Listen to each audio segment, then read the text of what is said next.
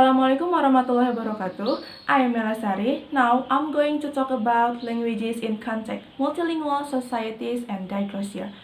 Multilingualism is the ability of an individual or community to speak many languages. Multilingual as the societal phenomenon. For example, I use Sundanese language when in my home. I used Indonesian English when in my class. I used Sundanese Indonesian when I speak with my friends. Competence of multilingual societies. The competence of a language developed based on the need of the speaker use a language in a particular activity. For example, if you are a doctor, you will be good at the medical terminology and so on and so forth. And the next is convergence in multilingual societies. There are two. The first is language contact and language convergence. Language contact occurs when the speaker of two or more languages interact and interference each other, while languages convergence is the type of linguistic change in which two languages resemble each other as a result of prolonged language contact or mutual interference. And the next is linguistic landscape.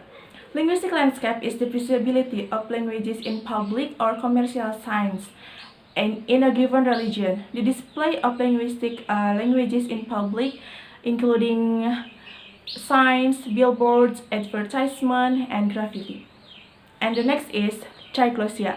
Diglossia is the situation in which two languages are used in the different conditions within a community, often by the same speakers. The term is applied by these languages within distinct height and low variety. And the next is domain of diglossia. There are two. The first is the high age is for delivering speeches in the political, for the broadcasting the news in the radio and television, writing poetry, etc. And L variety is for to household servants and conversation with familiars and etc. And the next is language, attitude, and ideologies. There are two. The first is superiority and inferiority. Superiority is the variety age. Variety is for prestigious and powerful, while inferiority is TL variety is lacks of prestige and power. And the last is language learning. Another important difference between the age variety and the L variety is that all children learn the L variety. It also generally the home language, to that extent that the age is for taught, whereas the L variety is for learned. Thank you. Hi, I'm Yasmin. I'd like to share about multilingual discourse and a little bit about diglossia. First, I want to talk about diglossia.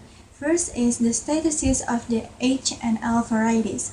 Maybe someone will ask about what the difference is between bilingualism and diglossia. So, diglossia is one situations you must speak in one variety. Meanwhile, bilingualism is you can speak in both languages. And the second is extended diglossia and language maintenance. And the third is questioning diglossia. So that's all about diglossia. Next to the other topic, that is multilingual discourse.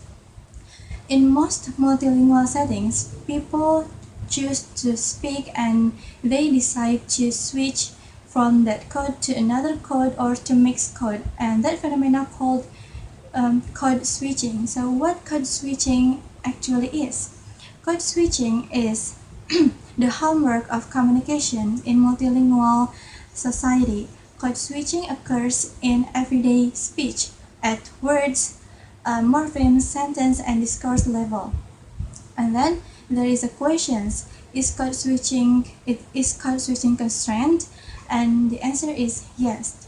Next is the types of code switching. There are two types.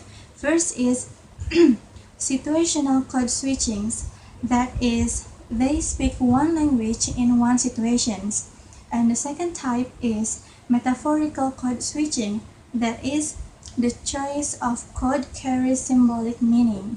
And then there is accommodations and audience design. So for accommodation is one way of explaining how individuals and groups may be seen to relate to each other. There are two types of accommodations: convergence behavior and divergence behavior.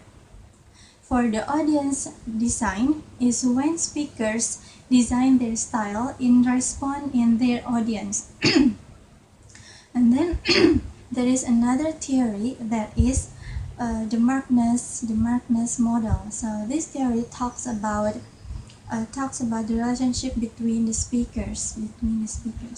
And then the last one is about the multilingual identities. That it's an approach that concern in the constructing social identities. So that's all about the multilingual discourse and diglossia. Thank you.